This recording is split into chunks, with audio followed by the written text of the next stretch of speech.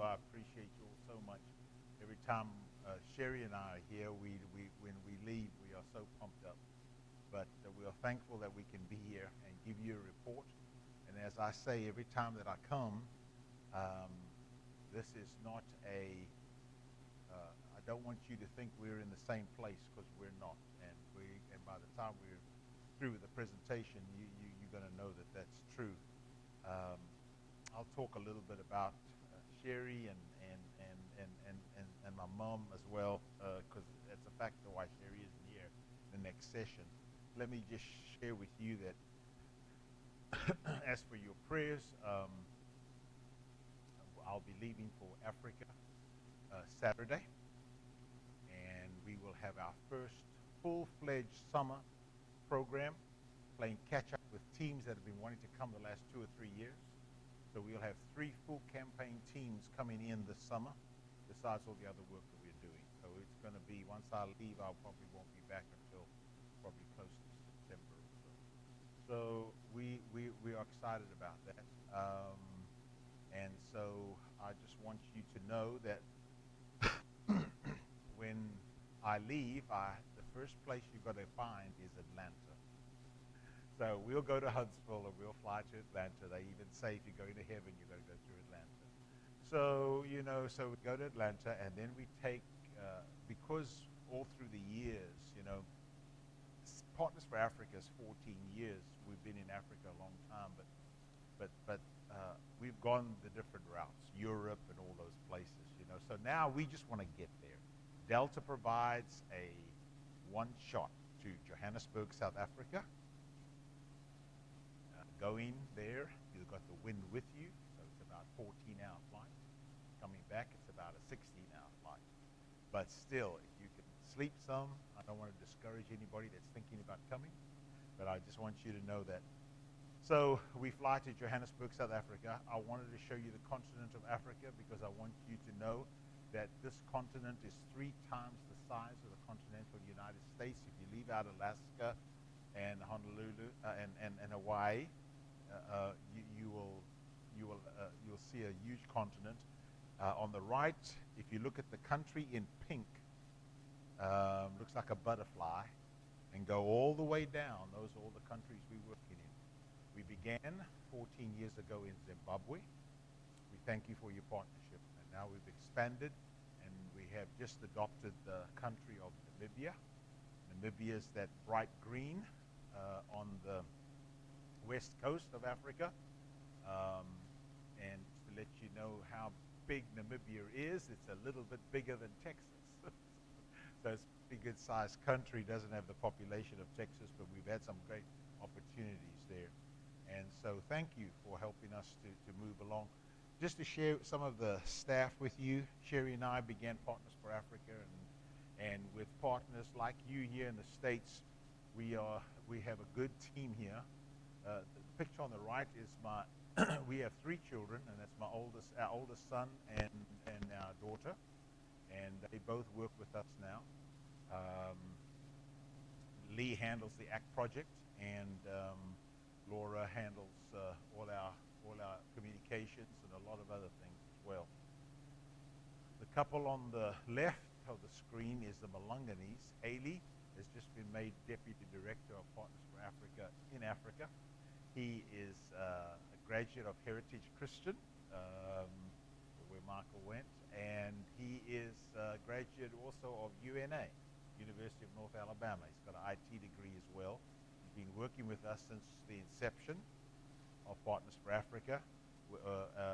And so his wife, Noma, is at the University of Cape Town, and this December, she will complete her master's in chemical engineering, and then she's going back to head up our science department at our Christian school. So just wanted you to get an idea. I know we've got a lot of people that work with us on the ground there, because this is our hub. This is where I grew up. So all these people I've known for all these generations. In fact, Haley's parents I've known, and now Haley's come along. So we are thankful. The ACT project stats, who would have thought that we would have sent so many so far? 45 containers have gone. And because of the supply chain, we could have sent more containers, I want you to know. We did get to send 2 containers to Lesotho and one to Namibia, our first. But Partners for Africa has, we work with Healing Hands as far as sending containers. They do all our paperwork for us in Nashville, which is wonderful, and they line up the containers. Now we do all the collecting, like from congregations like you, and I know I'm even taking some this morning back with me. But what I'm saying, we put all that together and load the containers and collect everything, but they do all that paperwork for us, which is wonderful.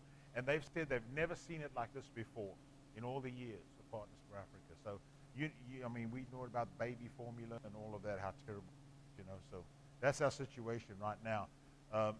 So they have just gone to another shipping company, and hopefully that's gonna work out. But right now we've got 3 containers ready to go, 2 to Zimbabwe and another one to Eswatini, which used to be Swaziland. This is our container arriving in Lesotho. And, when I was here last, we said we had just adopted the country of Lesotho, and now we've adopted the country of Namibia. 7 countries we're working in. This is our container arriving in Namibia, and we have just started our partnership with them. We'll be doing a big leadership and campaign seminar beginning of next year. But you can see all the things that we ship and that we send, and you've all been a part of it. Now, I just want to thank you. Every time I come here, I just think, okay, well, that's, but every time I come, you all, okay, we've got more to give you, So I appreciate all the levels that you've helped us on and continue to so much. This is a special picture to me because this is Brother Moyo. And Brother Moyo could not read the Bible for the last 3 years because he didn't have classes. So when he prepared his Sunday lessons, he'd get his wife and he'd say, I want to develop from this text. Just read it to me again. So these are just reading glasses. So we've been going around and saying, if you've got any reading glasses around your house, because we just go to these village areas or to a preacher's seminar, which was here, and we just put the box down and they start shuffling through till they find one. And when he found the pair of glasses that he could read the Bible with, he couldn't read it right away because he started crying. Once he cleaned out his eyes again, then he could see. So, maybe you bought some reading glasses and your arms were just right. But then, after a while, you kind of had to go up another, so your arms, So if you've got reading glasses laid around the house that you're not using, please, just let's collect it here and give it to us to take, Even if the congregation has 10 or 20 or 30, whatever. But I'm telling you, going to those village areas with those, especially older people, I've seen multiple start crying, men and women, that they could read again, They don't have Walmart, they don't have, they just don't have that sort of thing. We distributed bicycles again this year. For the last 3 years, we've distributed bicycles to rural preachers. And, those preachers that you see right there, some of them are preaching to 3 congregations a Sunday, covering about 10 miles. And now, they're excited because now they got transport. and the tallest man right there, Brother Lobu, he said to me, he's 78, by the way, and he said to me, Brother Flynn, you learn to ride at 8, you don't forget at 78. So he's riding that bicycle, boy, going.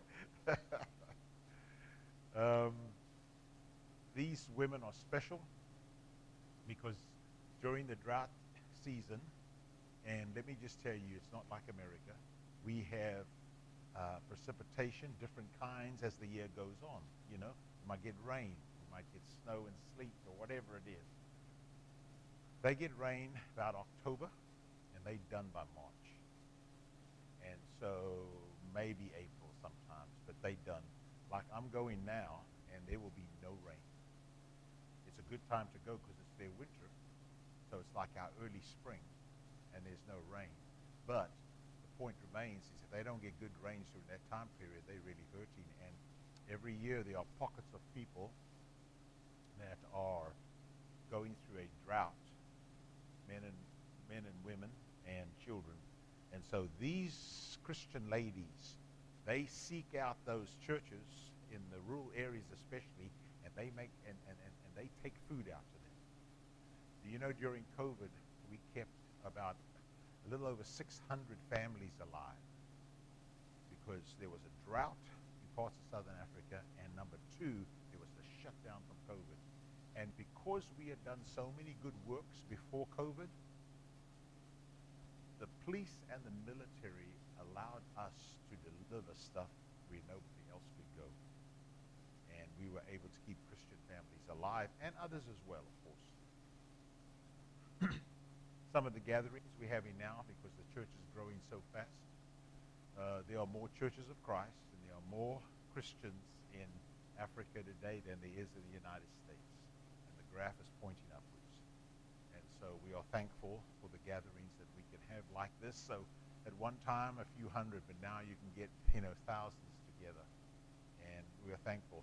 How about this leadership seminar? This is our second annual leadership seminar at the same venue. They walk through the bush. They got no transport except their feet. And when they get there, they have their reserved seats. And they'll sit there and they will listen for about 5 hours before they go back and walk through the bush again. I mean, so here I am standing up, or any other preacher, and you speaking to people like this? I mean, who walks away more pumped up, Just amazing. We have marriage and family seminars that continue, as you know, 32 of these a year, and now we're working in 7 countries, okay? Remember, Africa to a large extent is patriarchal society, and young guys that grow up in homes that aren't Christian have this mentality, and women too, of the way a woman should be and the way a man should be. They certainly don't look at marriage as a sort of a partnership. So when Sherry and I began this marriage enrichment seminars with all these new Christians and young marrieds, I'll never forget the first time we had reserved a facility, and we had a great great amount of couples. And so after I'd finished a couple of sessions, we divided, and Sherry took the women and I took the men. And as we were moving into our venue there, our classroom, I said to them, have any of you guys ever had a problem that you couldn't solve? Well, one guy put up his hand right away. I mean, it was just like he was anticipating my question. He didn't know. And he said, oh yes. He said, in fact, recently I've had this problem. And he said, I couldn't solve it. He said, I went to the preacher, I went to a couple of elders. He said, I went to some other people. He said, but I couldn't get an answer. And so as a last-ditch effort, that wasn't his words, okay? But that's what he meant. I thought I'd speak to my wife. And you know, Brother Flynn, she had some good answers. Hello. So anyway, I just want you to know that there's this growing, you take the Word of God, and let me just say this.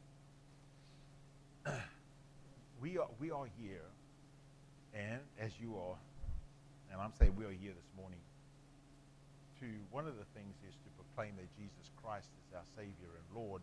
The other is to also let people know that, and remind us that the Word of God is for all people.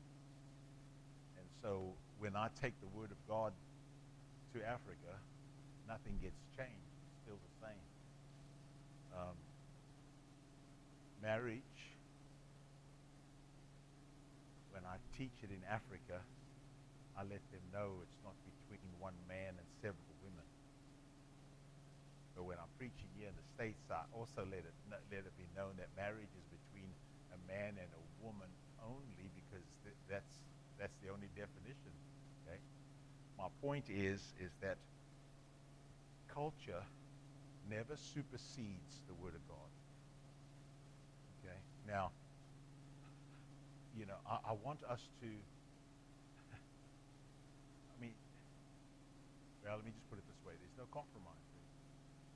And I don't care how many millions or billions of people are saying it, but we know God's word is always supreme. So that's our approach when we do marriage enrichment seminars. So we have Shine, and Shine is spiritually helping and nurturing and equipping, and that's how many baptisms we've had so far this year. At 568, and we've just got 3 campaigns heading to Africa, so I suspect that number would increase by at least 1 or 2. I'm being sarcastic, of course. So we are, one of the things that we're building back since COVID, you know, before COVID, we had probably had about 300 something home Bible studies a week in 4 countries, 5 countries. Now, when I say home Bible studies, I'm not talking about single families. I'm talking about Christian families that have invited their friends. So any given home Bible study has probably between 15 to 30. So now that's starting to build back up again, and that's one reason that's contributed to people knowing Jesus Christ and willing to obey Him. So when you all think about the annual work that you do and you give a report, just remember Partners4Africa. You've been a part of all this. 90 churches, 90 congregations have been planted through our partnership. Some of us come through good works initially. Some has come through our campaign. But I mean, any which way. When Jesus, Matthew writes about the Great Commission, doesn't say nothing about method. Just says go. So I think, reading between the lines, God says, I've given you a brain, you're intelligent, so you figure out in your community or your sphere, how do you connect with those particular people? And that's what we're doing in Africa. And so it just happens that through our good works. Let me just say something about the World Bible School. Most of those are high school and college students. So our World Bible School lessons never come to the States. They get graded there. We've got offices there. They get graded there. It's about a 10-day turnaround. And because we give textbooks to schools and we help schools in different ways, they allow us to enroll their students in World Bible School. These are public schools, okay? And then the principals keep it, and we go pick it up, the answer sheets, So, I got a call from the elders last year at Rome, and they say, Dorian, we want to make a special commitment to the well ministry. And so the gift that was given was able to drill 3 wells. And I want to thank you. This is the first one. This one is at a primary school, Philabusti, a school that had no water. You could come to school in the morning and you could get your next drink of water when you went home at about 1 or 2 o'clock. We would have shut down a school like that in a hurry. So with the 450 children that go there, you've provided clean water every day. And I want to thank you all so much for that. This is the second well. This was drilled at night in Zambia. These next 2 wells are in Zambia, in Chikusi. These guys would not quit until they had that pump pumping. It had been drilled. The driller had come late. The guy even in the middle has no shoes. He's got to walk home to his village, or to his house, I should say. So, but they got that going, boy. They got it going. And there's 150 families there that's getting water now. Clean water. Don't have to walk a couple of miles to go get dirty water, but because of your gift, okay? And then this one right now is at another school in Zambia, and they just got the pump finished and were pumping it, getting it going. These guys had a little more, you can see they had their Wellington boots on, a different group. But I just want to thank you, and this school here, about a little over 500 kids, plus the community comes and gets water here as well. So when you start thinking of all the people that's benefited from it, runs up into the thousands now. Yeah. So thank you so much. Have planted a church there, not before the well, but after the well. The well made it happen. So thank you so much. And Brother Charles Peary is the minister that we work with there, and he was so elated and excited to get those pictures to us. And you remember these, and you remember these pictures. These pictures aren't the greatest pictures because they have, what they have. We take those pictures. They don't have great phones and that. So I'm so thankful. The message is that they're willing to get that done. Well, this is where we are. Our wells. Okay. So this is what blows my mind. Okay, so I got Tyler, Texas up there, and I've got Beaumont, because I was in Texas, and these are two congregations that are helping us in our work. And it just happens that their populations are about 118, 114,000. Right now, we're providing water every single day to triple those cities. I don't know what the population of Rome is, but you can times 300,000, and you find out what the population of Rome is. I should have looked it up. But I just want you to know it's amazing that we can provide over 3,000 people water every single day, clean water, and the opportunities that come that way. No wonder by the time the year's out, we're having, well over 1,000 come to Jesus Christ every year, because of the opportunities they give us there. Okay. So this is our MOM project. And can I just remind everybody that all the money that's given to our good works, we don't have, 20% goes to overhead. There's no such thing as overhead. If you give $1 for food, 100 cents goes for food. These ladies are all volunteers. They're Christians, and they see it as their ministry. Oh, we do let them get a plate of food. I mean, I think that's just right, don't you think? But they are just amazing. The picture of girl and the little boy. That's his big sister. It's not an uncommon picture in Africa to see so many orphans. Her parents have passed away.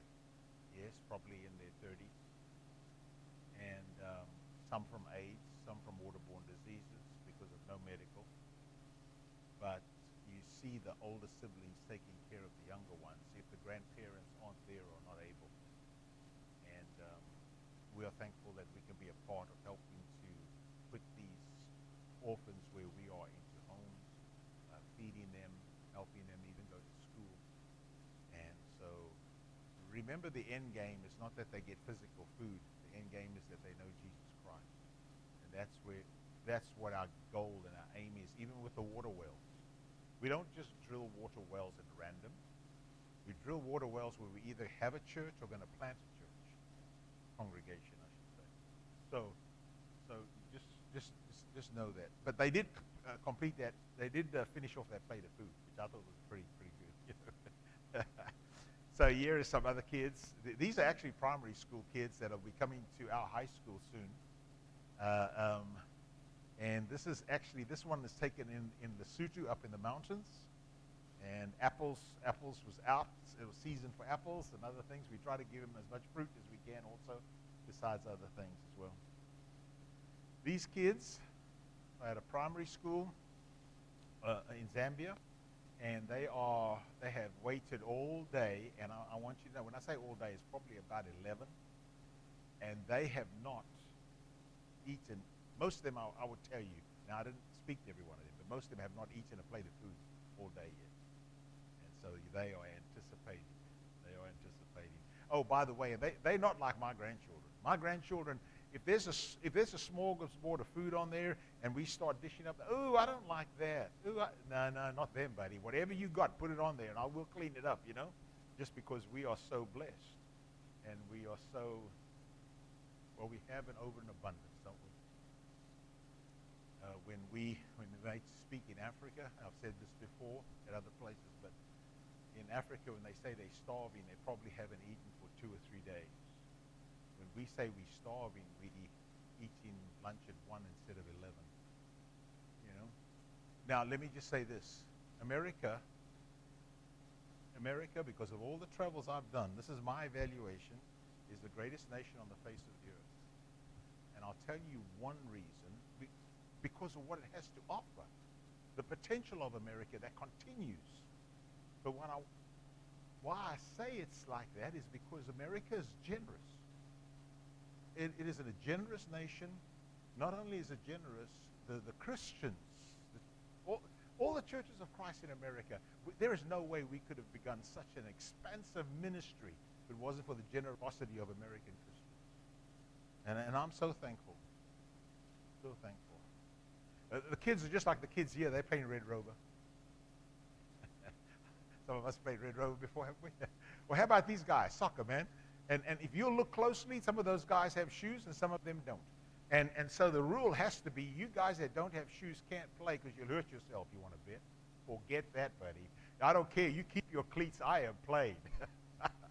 And they just love it. Anyway, it's exciting. So this picture was taken of me by an elder who was part of the campaign team. You see their T-shirts in the front, going ahead of me, from the Rose Hill Church in Columbus. Alan Fonville took that picture and he sent it to me and he says, Dorian, this was taken in 2015.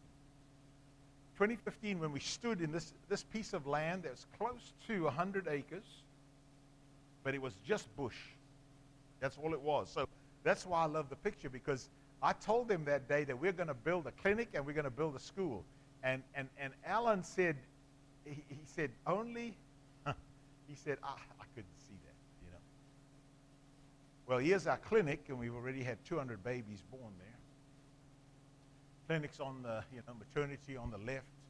We take care of everything on the right. Little boy. Give you an example.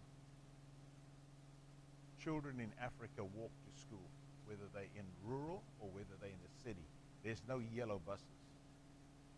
So if you're driving down a highway in the morning, you will be blown away to see hundreds of children just walking down that highway, all ages, from 5 years old up. You just go, you can't believe it. One boy was running late, 8 years old, and a car hit him. Tumbled off on the side of the road. The car just kept going. Another car came behind, saw the little boy, both legs broken, arm also, and they picked him up, carried him to our clinic. We were able to stabilize him and get him to a hospital and save his life. People have come there with poison snake bites, having a time frame that they had to be treated. And so a lot of other good things. So what happens when you do all this good? Then you have this avenue, man, to share Jesus, So we have a place at the clinic there that those that would want to have a Bible correspondence course, or those that want to study, those that want to come to us to do follow-up visits, we do that. Okay. These are mothers whose children were born at our clinic and who have obeyed the gospel, and so have their husbands. So the clinic, yes, but remember the clinic's, the end game is not only the physical healing, okay? It's the spiritual as well. I like this picture because this little boy, he didn't want his picture taken, but he wasn't strong enough to get out of there, not yet. But I just want you to see two other mothers that have obeyed the gospel as well. And they attend our campus church, Amazon Church of Christ, that I just love that one. So here we are. When I was here last time and the time before, we talked about the opening of our high school. That's what we're building towards. Well, I just want you to know, Valentine's Day, February the 14th, this year, we opened our Christian Academy there. Now, let me remind you that this academy, this high school that we've opened, there is no government high school in that area, Zimbabwe. So they have 5 primary schools, and once they graduate from that, past generations, that's their full education. Now we have the only high school, and they're all coming to us. Started off with 50 students, 25 girls, 25 boys. That's our school. We're about to build our second classroom block. Each block has 2 classes. One has the offices, school offices in it right now. And also, notice the panels on the roof because we're off the grid. So we are totally solar, and we have been known to drill wells. So we've got our own water. So we're going great. Thankful for that. And we had the grand opening in April, and it was, the parents were just overjoyed. And I wanted to show you the back part of the building because that is our lawn. Remember me standing in the bush, don't you? I just have to be, we got lawn there. I mean, this is just unbelievable. You know, all that bush there is this green patches, you know. That's at our opening, and we are so thankful for that day, and thankful for our children. Now, those desks, you know, a lot have partnered in it. You guys have helped make this school possible, okay? You've given, in the years gone by, you've given special offerings that have made this happen because we've had certain goals to, along the road. But those desks were given by Mars Hill Bible School. My wife and I, our children, sat behind those desks, and they did real well, so we feel like they're smart desks. So I think it'll help our students. Michael. So I got to laugh here. Okay, I found this funny when I saw this, because this is math class. This is 7 days after the school opens, okay? 7 days. And look at them. They all got their hands up. Because you know what's happened?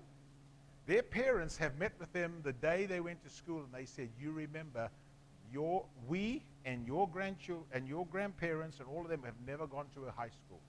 You're going to be the first generation to get a high school, and not all kids can be taken right now, and you better not blow it. I know the answer. This is arts and culture, and the reason I gave you this picture is because they're doing some African traditional traditional things that they do there. The bottom line is, we are not over there to build an American Christian school.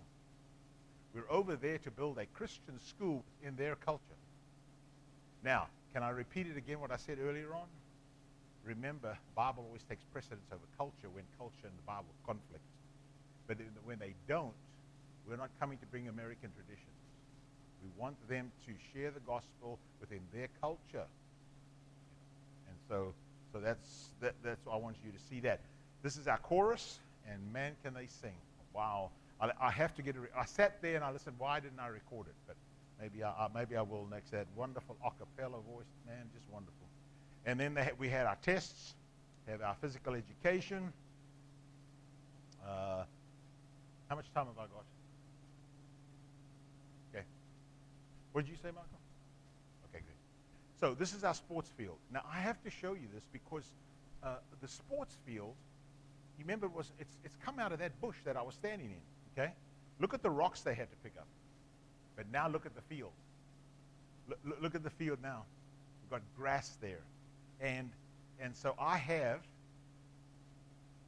we have 3 campaign teams, the evangelistic teams coming. But in addition to that, we're going to have 2 sports teams, 2 sports camps. 1 baseball and 1 soccer we're going to have there. And some of you might know Frank Mills.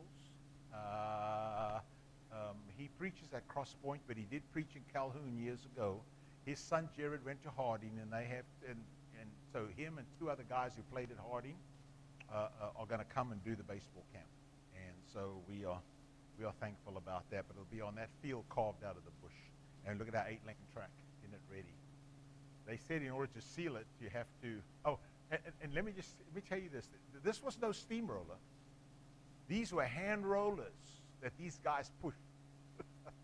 I mean, getting to work out. They don't need to run on the track. They've made the track. They worked out already, But anyway, to seal it, you have to pour molasses. Well, that was interesting. So we'll do pancakes in the morning, and then we'll go work, All right, this is Amazon Christian Academy. And that's us right there,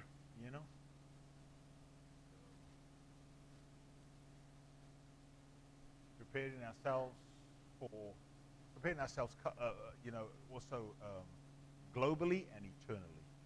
That's what we want. Now, let me just stop there for a minute, because you see those skids. I love uniforms.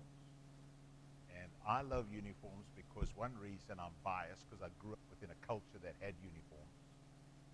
But secondly, most of Africa, except for South Africa, maybe another country, maybe Egypt or so, but does not have a large middle class. So you've got the wealthy, and you've got most people that are poor. So some of these kids that are coming to our school, we've gone to a very poor section of Zimbabwe, and the reason I wanted to give those kids a chance of a lifetime. That's why we didn't go to urban area. Okay? And also we wanted to have, we wanted to put ourselves in a position we can affect as many lives as possible. If you place yourself where you're the only high school, well, think about that. What's going to happen? Okay, so some of these kids, looking at those right there, they're in their uniforms. But do you know the guy on the left probably got one shirt, one pants, maybe two T-shirts because of our containers. Sometimes some of those kids have no shoes. I'm talking about outside of school. So if they had to come within their own clothes, they'd wear their same shirt every single day, or some of the kids would have better. But when they can all wear the same uniform and they come to school, then they're all on the even playing field, as it were. Because that's where those kids live. That's their house, if you can call it a house.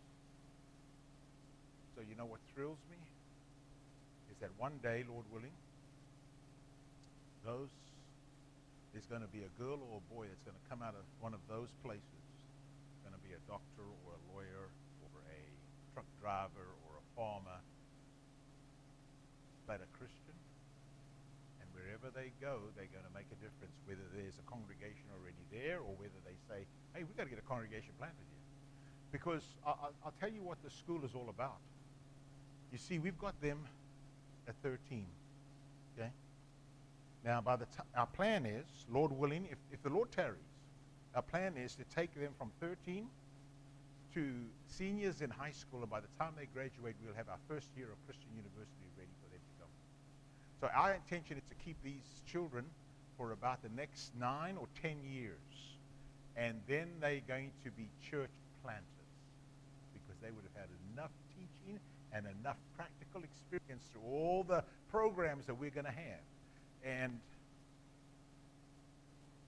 can you imagine? You know what it is? You know what the school is and university? It's an evangelistic vehicle. That's what it is. And that's what we want it to be. Okay? So this is our faculty. They are, 7 of them are second generation Churches of Christ. Parents are, and they are between the ages of late 20s and to mid 30s. And you know what's, I'll end here real soon, but I just want you to know that these guys and girls right here, and they like guys and girls to me because of my age, but they've got their degree in their specific field. Some of them, by Christmas, they'll have their degrees, master's degree in their particular field, but they've also got Bible degrees as well. These faculty. So we're thankful. And then the other thing is, they're Zimbabweans. They're not going anywhere. They're not there for a 5-year stint. Now, there's nothing wrong with families going and we want to go 5 years to this place and we want to plant churches. There's nothing wrong with that. But what I'm saying is, they're young. If the Lord tarries, it's a long runway, and that's what we need. That's what we need. You didn't know Sherry was the elephant whisperer, did you? I just had to give you a picture of my wife, but this is a good friend of mine who's had these. And these are not wild elephants. He's had them for about 30 years. So, and he also has a lion farm, about 3,000 acres, where he raises lions and puts them back into the wild. So we always like to visit there. So we have 5 primary schools, and we want to do backpacks for them. We've got a high school, and coming out of that so-called mud house that I showed you, we did not, they don't have backpacks, our kids. So we would like for you, it might be a family, it might be one person, it might be some young people, it might be some teenagers, say, I want to do 3 backpacks or 4 backpacks. or whatever. Or you might want to do it as a church. I don't know. We need them in October, okay? Their school year begins in January. It's not like our school year. It begins in January because we want to ship it by then. So what I'll do is I will send Michael the info. That's okay with you. I'll just send it to you and anybody that's interested. And there's no technology in it. It's basic stuff. We say October because August, all the kids are going back to school here. Very possible Walmart and others have put their backpacks on sale and you can pick up some, that sort of stuff. So that's what we're thinking about. Okay. I have spoken enough, and I just want to thank you for your partnership and all that you do for the Lord. And let me just say globally, thank you for what you do here too and what this church means. And also, I've heard such positive things about you coming through COVID, and so you guys are also in a sweet spot.